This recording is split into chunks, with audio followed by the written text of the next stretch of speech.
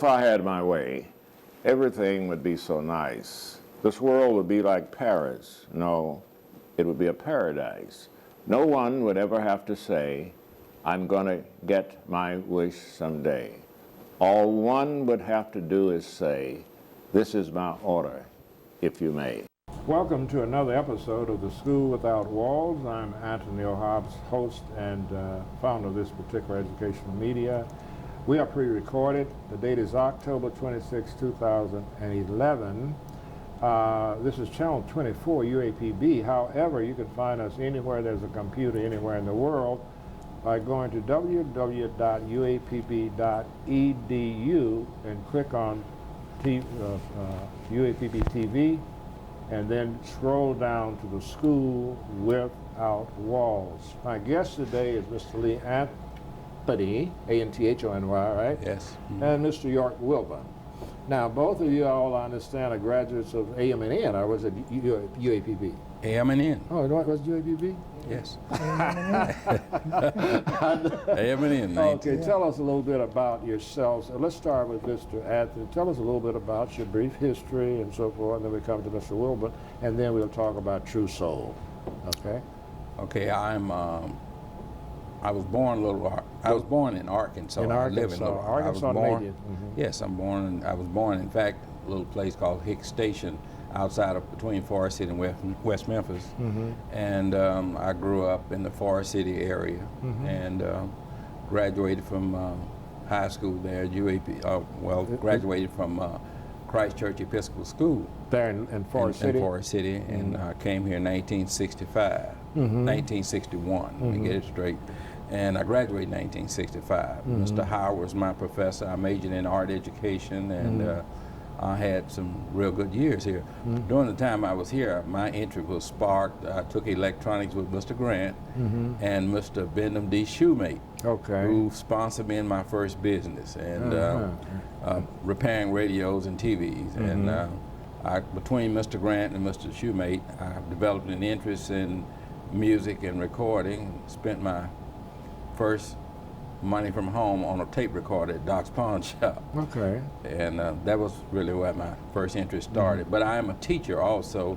I'm an art teacher at Central High School in Little Rock. I've been an art teacher for 38 years. At Central High School? I've been at Central High for 24 of those years. You're acquainted with my son, Anthony Jr. Yes, I was wondering, yes. That's my son. Yes, Anthony I can Jr. see He's that vice now. principal there. That's right. Okay, Yeah. and you did not play instrumental music, am I correct? I didn't play. You didn't play the instrument? Didn't play. Okay, now we have Mr. York Wilborn. Your origin, you want to tell us? Well, I'm a graduate of UAPB, 1961, and I taught instrumental music, band director at Lee High School. That was your first? My first job Was at Lee High School? well was at Anna Strong. I meant in the Mariana school system. I thought so. Okay, go ahead. Anna Strong, and then later on to Lee High School. And so I've been in Mariana for 30 years, from 61 to 91. So you started then retired from that school there. system, okay? That's correct. Now, did you tell us where you were born? You might have. Little Rock, Arkansas. You were born in Little Rock. Right, So you went back to Little Rock after retirement. right. I see. You have any children? Yeah, I have a son, York Jr., and a daughter, Pamela. And Pamela is an evangelist. She writes spiritual plays. She lives in Atlanta. Is that right? Yeah. Okay. And my son, York Jr., is working in Marvel now. He's teaching. In Marvel? computer. Yeah, Marvel, Arkansas. Okay. He has a place in Helena where he's residing. Do you have any children, Mr. Anthony? Yes, I do. I You have wanna name four sons, 2 daughters, Tony and Tim Anthony, who are twins. Chris Lanks living in Memphis. One of my sons in Dubai. He's in the military. Cameron Anthony, and my daughter. I have a daughter in Tulsa who's in medicine, Angela Mosby, and I have a daughter that's in Pine Bluff. Okay. What does she do? Tanya, right now she lives in Redfield. Oh, Redfield. She's a beautician. Beautician, I see. Back to you, York. I have a sister. I have quite a few relatives in Atlanta. Now, what is your daughter's name again? Pamela gardener now. And she is involved in writing spiritual music? Yes, she writes plays. Oh, she writes plays. Garden. I'm going to try to remember that. My niece will be here for homecoming, and you know, I like for folks to connect from home people, you know. She used to put on a play down there called The King of Glory. The King of Glory in Every Atlanta. Christmas. Yes, they Atlanta, did that for about 7, The 8 King years. of Glory. I'll try to remember that. I have a sister there, cousin, nieces, quite a few people there. Okay.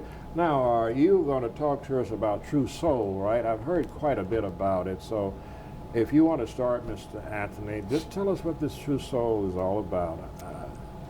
Well, actually, True Soul will start off as a recording studio. That's the name of a studio? It was the name of a studio. Okay, True Soul. And all right. became a record label. Mm-hmm. And in fact, True Soul studio and recording production company was how I met Mr. Wilborn. Mm-hmm. I knew of him, I'd not met him, and I was trying to put music on tape, and of course, I met him, and he became one of the first and early bands. Are you the founder of that store?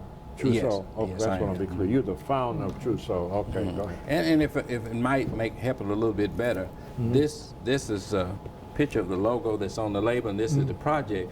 But this house represents the house that I was Let's make sure born you can in. pick it up. This represents the house where you were The born house in. that I was born, which generates the name True Soul, which Okay. means You was born in a shack, weren't you? yes. and I don't mean left the hospital and came here.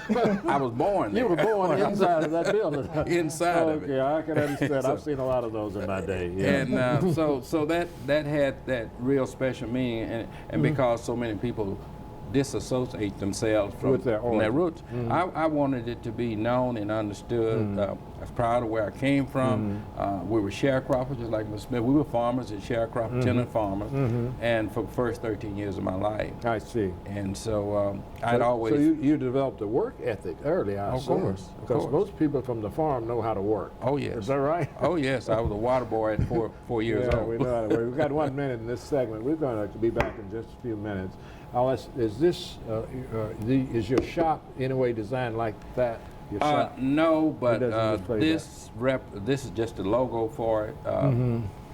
I did have the studio was located in a building adjacent to Baptist College, which was part of Soul Brothers. I had a business as well.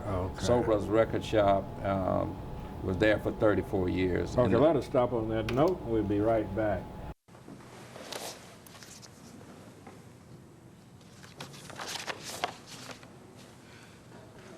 It's the happy birthday song. Love Dad and love Mom. It's your birthday. Now that's the bomb. Your 13 and living strong. It's the happy birthday song. It's the happy birthday song. It's the happy birthday. You don't have to be perfect to be a perfect parent, because kids in foster care don't need perfection. They need you. Now, some action from the courts. Billie Jean King renewing her rivalry with Arthritis. First set, furious volley, and right to the net for a winner. Beautiful forehand there. Arthritis, stunned. And here, match point. Billie Jean with the ace, taking it in straight sets. Afterwards, a jubilant Billie Jean King. Tennis is a weapon for me with arthritis. There's nothing like it for me to hit a ball, run to the ball, anytime, any court. I'm ready. Let's go. What's your weapon against arthritis? Find out at fightarthritispain.org. Those of you who just joined us, I'm Anthony O'Hara, senior host of this educational program called The School Without Walls. And my guest is Mr. Lee Anthony and Mr. York Wilborn. We're talking about a business called True Soul, right? Sure. Go right ahead. Well, I was saying that the original idea was to record local musicians and to be able to just have an outlet. Of course, there was other studios in the nearby area, There were. Stax Records and Son Records, Place High were Studio. they black on or white on? The Sons and Stax. They were all white on. But yours was only black. The only one was black that I knew of. Okay, go ahead. But my influence, my inspiration did not come from, my inspiration came from VJ Records. When I was growing up, VJ Records had black record label I'd heard of and never been there, but I just knew of all the music was coming. Then Duke Peacock with Don Roby. Those were the two companies, even before Motown.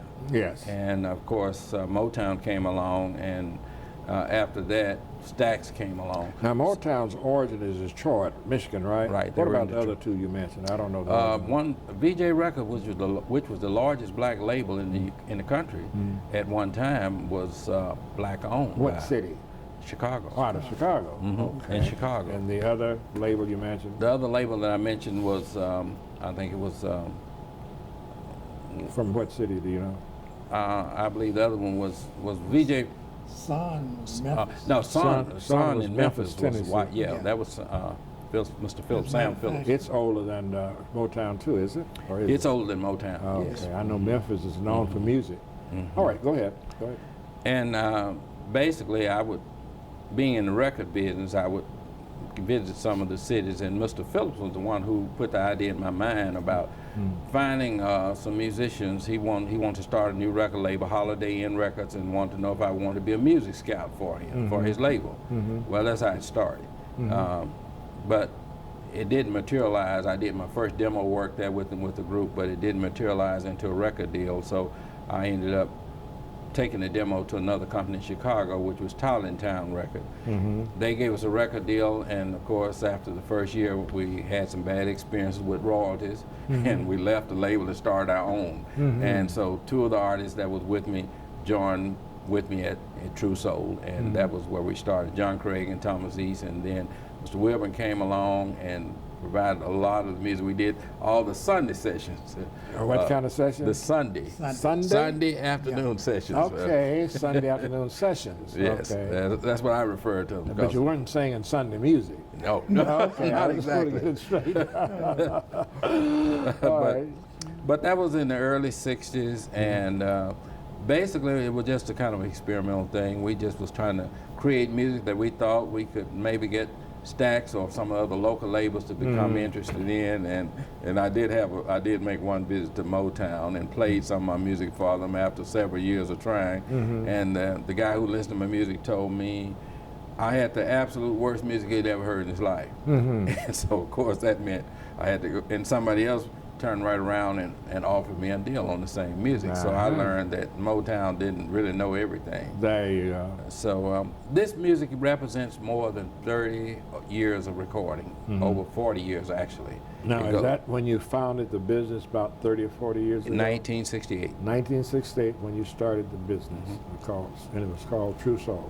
And some of the selections that's on these on this anthology represent a lot of the groups: Lorenzo Smith, York Wilborn, Thomas East, Playboys, Right Track Band, Soul Mind and Body.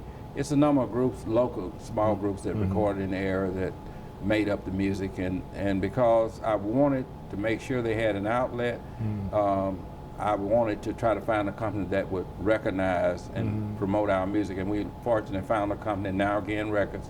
What is that it? Now Again Records Now out of Los Again, Angeles. out of Los Angeles. Now and Again, that's the name of the label. They have promoted it all over the world. Is that right? Oh yes, we've gotten some great reviews, over 100. We last counted maybe 100 to 125 reviews, all of them very positive. I wish we had been prepared to hear that, because if we had the setup, we could hear a little bit of it, couldn't we? Oh yes. That would have Sure. really been good. But maybe sometime in the future we might can get it rigged up where we can do Well, that. anyone who's listening, they can go online and just Google True Soul, Now Again Records, and there are websites where you can hear parts of the songs on them Okay. and purchase it on Very the good. website. Very good. Amazon.com. Amazon.com. Okay, that's great. Okay, anything you want to say? You jump in whenever you get ready here now. Well, he was speaking about Son Records out of Memphis. Mm-hmm. I wrote 2 songs for Jerry Lee Lewis. You did? Yeah, this on Son label Uh-huh. called When I Get Paid Uh-huh. and Love Made a Fool of Me. Happy dog. And then a subsidiary of Son is, what was it? Was Wood, Linwood, Fernwood. Fernwood. Fernwood. I wrote a couple of songs on that, and Henry Shedd recorded that, I see. and Barbara Griffin called Why Do I Love You, and Wanna Jean. So those were produced. Back to Jerry Lewis, how did you make that contact? We get Well, I carried the songs to Son, and they listened to them, and they just picked them out. And- And actually, I wrote them for Shedd. But after we had released our 2 songs, they gave the other 2 songs to Jerry Lee Lewis because he was on the same label. Okay. That's how that happened. That's wonderful, wonderful. Okay. Continue with Soul, True Soul.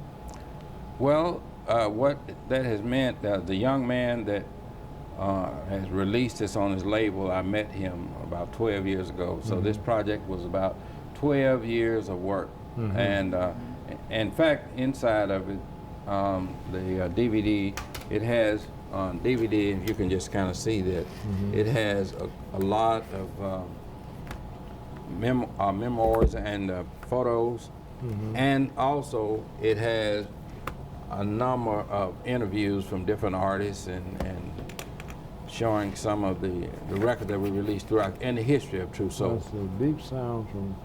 All right, we're going to have to stop for station break. We'll be back in just a few minutes. Welcome to my block party. Glad you can make it. The only triple doubles you get come with fries. Last time you blocked someone, you were online. I can do this all day. Your moves are just gay. Using gay to mean dumb or stupid, not cool. Not cool. Not in my house, not anywhere. It's not creative, it's offensive to gay people. And you're better than that.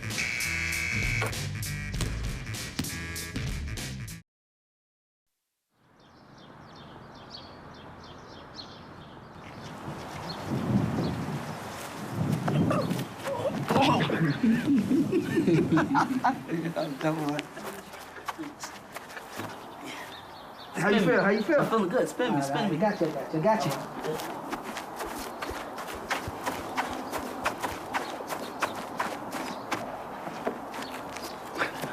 Oh, goodness. Welcome, those of you who have just joined us. I'm Anthony O'Hobbs, host of this educational program. My guests here are Mr. Lee Anthony and Mr. York Wilborn. And the business that I believe Mr. Anthony's owner is called True Soul. Is that right? I have a picture of his logo. It's the logo. And this is where he was born. He's proud of it.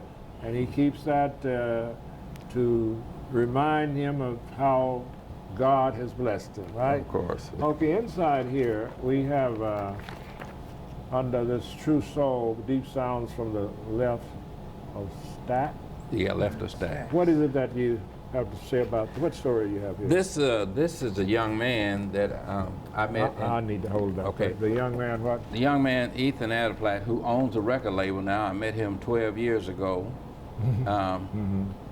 He came to write a story about the label, and it was kind of a connection to, I closed my business after being injured in an armed robbery attempt, and he read about it, and he read a story that the owner was killed and passed, and so they started doing a story on this little independent label, and that was how I met him. So after we became friends, he decided that he thought it was enough information there to try to do a story on and maybe release some of the music I had recorded over the last 30 years at that time. Now, where did he reside and where was he from? He was Vanderbilt University. He was at Nashville. He was in Nashville. He was a radio announcer on the internet station there who had picked up the news on the news wire about what had happened, but he was also collecting the records before that happened. I see. So he brought 4 other DJs with him. They were all white or from, different countries. And he's from, Ethan Adderplatt. I think he's from India. In Asia? Yes. India and Asia, right. And he did something to help promote your business. Is that what? Yes, is that he the did. Results of this? Yes, he wrote part of this interview here was done 1960, most of this was done 1999. And he published it in a magazine in England, London, England, which was called, I think it was Big Daddy magazine. I see. And he did 3 spreads on it, 3 different releases and 3 different editions of the magazine.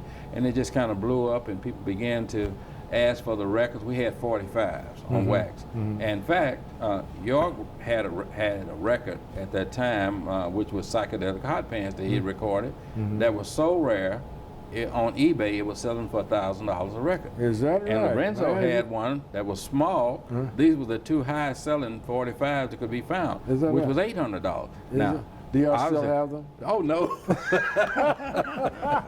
We You wish. mean you cashed them in? No, well, they're on this label now. They're the label. Yeah. Yeah, they can be Okay. found. But what happened is, see, the wax has gone out of business, the 45s, and the young Yeah. collectors now look for 45s. They want the wax. I That's have why. a stack of 45s. I just want to, you know, once Elvis Presley was real high. Oh yes. Yeah. Do you know have any idea of the value of his records? It's still I up there. at least a half a It's dozen. still very expensive if you got the good condition. what do you call the 70? The 78. That was the old one, 70. 45s. 45s. Yeah. Yeah, the big ones. It's not, the 33's the big ones. Oh yeah. And the 45s are The small. 33 is the one that I'm talking about. These big Okay, old that's wax. the big album. Yeah. Now, where would one go in the state to check the market on those things? Any particular place? Well, in Little Rock, Lorenzo Smith, which is Lorenzo on Smith? 15th and Main. He could help me with that. Yes, he could help you I'm with going it. to get him some over there and let Yes. him look them over, okay? No Yes. point just let them sit there on the rack. We don't use them anymore. Yes. Lorenzo Smith. Oh, as far as the record, the wax, I don't know. You don't know well, he do well, that, well, as far as the wax is concerned, you'd probably be better off going on eBay Okay. and listing them, Just listing and them. Craigslist. Okay. And either of those. Craigslist is probably a better Those place. are mostly just souvenirs or something people collect. Is that right? Well, you never know. Do they play them? Some, just don't yeah, know. the collectors will play them. Okay. But the thing is, the people who It's collect these them. large ones, you know, the big old wax deal, like the early ones they put You're talking out. about the 78. That's what they are? Yeah, you know, the big ones, This is 78. 33. Is it? You confused me. I don't know which they are. But Well, if they're they're the big albums, ones. if the they're big- albums, they're 33. They're the big What's old, in this yeah, one? yeah, big Yeah. old stuff. We have 3 minutes. All right, let's talk about all of you. Lorenzo Smith is located where? Oh, yes. And what, Lorenzo would probably, the address is, I say 15th and Main in North Little Rock. I'm not exactly sure about that, but it's right on the corner of 15th. All right, and, you can say it out loud. What is it? 1418 Main. 1418 Main Street, North Little Rock. North Little Rock is where this store. And you can find all of Lorenzo Wren these. Smith. What is this here? This is volume 1, and this is volume 2. They both contain a CD and a DVD in each. They both, What are these selling for? I think they're retailing for $21.95. That's a history and songs written and the music, right? So it's a combination of books, video, and DVD. And DVD. Mm-hmm. Would you recommend this for a school system, or have you sold any with the music departments of schools? Have you thought about that? I certainly think it would be appropriate. It's a history of Arkansas music, and, Right, it's, uh-huh. and it's all very positive. It's nothing negative, no hardcore or anything, nothing profane or negative. You know, are these different here? Oh, this is volume 1, volume 2. Volume 1, Volume 2. Lorenzo, could I take this and read it and get it back to you? Because you sent it for me to read, but I got it late and wasn't able to do that. So I'll take this, but that'll give me a better idea. All right, we have 2 more minutes before we close this segment. Mr. Wilborn, do you have anything you want to say in closing remarks about music, about your life, about anything? Well, I would like to say on this song, Psychedelic Hot Pants, some of my Lee High School students are performing on that. Is that right? Yeah. Lorenzo is on it, Tim Hinton on the guitar. That's on that you have that in music there. Yeah. That's about $21 worth. $21. And you can buy those at Lorenzo's store, is that right? Also on Amazon.com. You can get both on of these. eBay. Okay, I'm on On 9th and Broadway at the Black History Masonic Temple. Mosaic Temple. And at Hearn's Bookstore, they're carrying. Horns. Hearn's Fine Arts Gallery and Bookstore. Okay, then I'll like to look through this and probably get me some of those later on. Okay, we have 1 minute now. We want to close down today. We want to thank Mr. Randy Kelly, the studio manager, for being so patient with us and guiding us. Thank Dr. Lawrence A. Davis, who allowed us the opportunity to do this. And certainly thank Lorenzo Smith, who was with us earlier, and Lee Anthony to my right, far right, and York Wilborn. Glad to have you, gentlemen. Good to be here. Keep the Thank faith. you for inviting us.